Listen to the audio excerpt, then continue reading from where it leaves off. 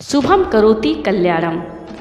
विधि विधान सहित प्रदोष व्रत करने वाले को ब्रह्म मुहूर्त में उठकर नित्य कर्म से निवृत्त होकर शंकर जी और पार्वती जी का स्मरण करना चाहिए। व्रत वाले दिन भोजन नहीं करना चाहिए।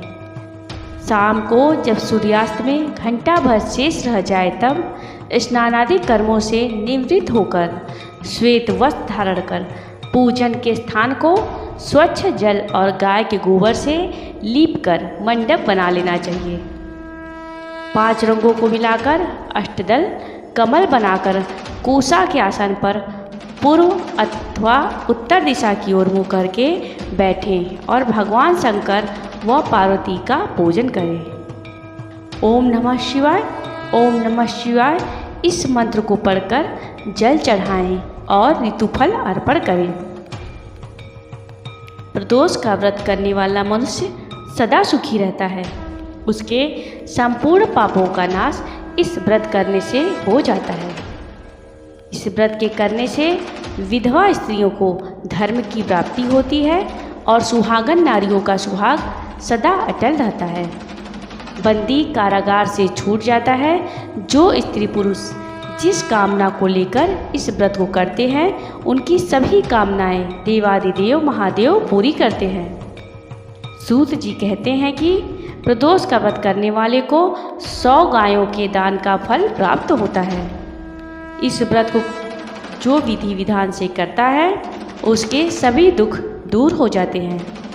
प्रदोष करने वाले लोगों को 11 प्रदोष या पूरे साल की 26 प्रदोष पूर्ण करने के बाद ही उद्यापन करना चाहिए। मंगल प्रदोष व्रत से रोगों से मुक्ति और स्वास्थ्य के लिए बहुत ही उत्तम व्रत है। भौम प्रदोष व्रत कथा। भौम प्रदोष को ही मंगल प्रदोष भी कहते हैं।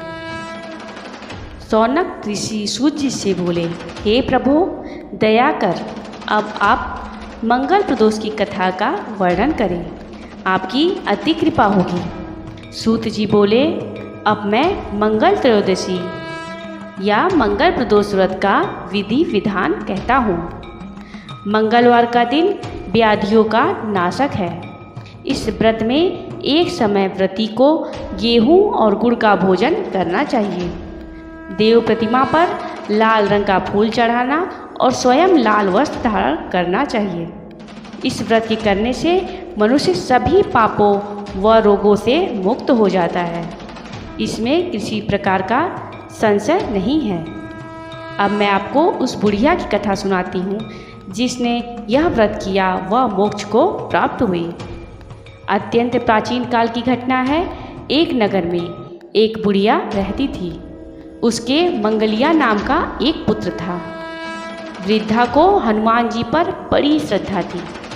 वह प्रत्येक मंगलवार को हनुमान जी का व्रत रखकर यथाविधि उनका भोग लगाती थी। इसके अलावा मंगलवार को न तो घर लिपती थी और न ही मिट्टी खोदती थी। इसी प्रकार से व्रत रखते हुए जब उस बुढ़िया को काफ़ी दिन बीत गए तो हनुमान जी ने सोचा कि चलो आज इस वृद्धा की परीक्षा करें। वे साधु वेश बनाकर उसके द्वार पर जा पहुँचे और पुकारा, है कोई हनुमान का भक्त जो हमारी इच्छा पूरी करे? वृद्धा ने यह पुकार सुनी तो बाहर आई और पूछा कि महाराज क्या आज्ञा है? साधु वेशधारी हनुमान जी बोले कि मैं बहुत भूखा हूँ, भोजन करूँगा, तू थोड़ी सी जमीन लीप दे। वृद्धा बड़ी दुविधा में पड़ गई। अंत में हाथ जोड़कर प्रार्थना की, हे महाराज, लीपने और मिट्टी खोदने के अतिरिक्त जो काम आप कहें वह मैं करने को तैयार हूँ। साधु ने 3 बार प्रतिज्ञा कराने के बाद कहा, तू अपने बेटे को बुला, मैं उसे औधा लिटाकर उसकी पीठ पर आग जलाकर भोजन बनाऊंगा। वृद्धा ने सुना, उसके पैरों तले की जमीन खिसक गई, मगर वह वचन हार चुकी थी। उसने मंगलिया को बुलाया, महाराज के हवाले कर दिया, मगर साधु ऐसे ही मानने वाले न थे। उन्होंने वृद्धा के हाथों से ही मंगलिया को औधा लिटाकर उसकी पीठ पर आग जलवाई। आग जलाकर दुखी मन से वृद्धा अपने घर के अंदर जा घुसी। साधु जब भोजन बना चुका तो उसने वृद्धा को बुलाकर कहा कि वह मंगलिया को पुकारे ताकि वह भी आकर भोग लगा ले। वृद्धा आंखों में आंसू भरकर कहने लगी कि अब उसका नाम लेकर मेरे हृदय को न दुखाओ महाराज।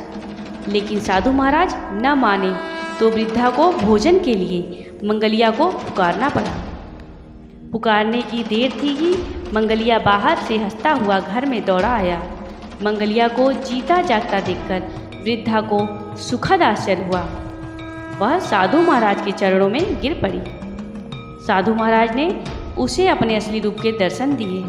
हनुमान जी को अपने आंगन में देखकर वृद्धा को लगा कि उसका जीवन सफल हो गया। जय बजरंगबली, जय बजरंगबली। प्रदोष व्रत की उद्यापन विधि। कार्य सिद्ध होने पर प्रदोष व्रत का उद्यापन करें। एक दिन पूर्व गणेश पूजन करें। घर में अथवा मंदिर में नित्य कीर्तन द्वारा रात्रि को जागरण करें। प्रातः होते ही स्नान आदि से निवृत्त हो रंगीन पद्म पुष्प रोली से मंडप बना उसमें शिव पार्वती की प्रतिमा स्थापित कर पूजन करें। हवन करते समय ओम सांब सदा शिवाय नमः मंत्र से 108 बार खीर की आहुति दें। हवन के बाद आरती व शांति पाठ करके 2 ब्राह्मण को भोजन करा दक्षिणा दें और उनसे आशीर्वाद लें कि आपका व्रत सफल हो। यह वचन दोनों ब्राह्मण कहें। जो स्त्री पुरुष इस विधि विधान से व्रत करके उद्यापन करते हैं उनकी सभी मनोकामना पूर्ण होती हैं और वे मोक्ष को भी प्राप्त होते हैं। जय भोलेनाथ, जय भोलेनाथ।